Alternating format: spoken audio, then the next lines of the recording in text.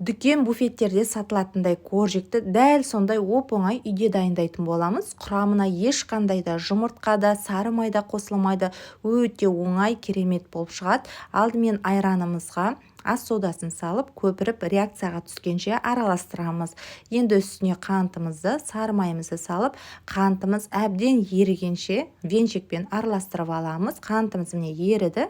Енді алдын ала електен өткізілген ұнымызды бірден салмай екіге бөліп отырып саламыз. Үстіне қопсытқышымызды салып, жұмсақ қамыр илейтін боламыз.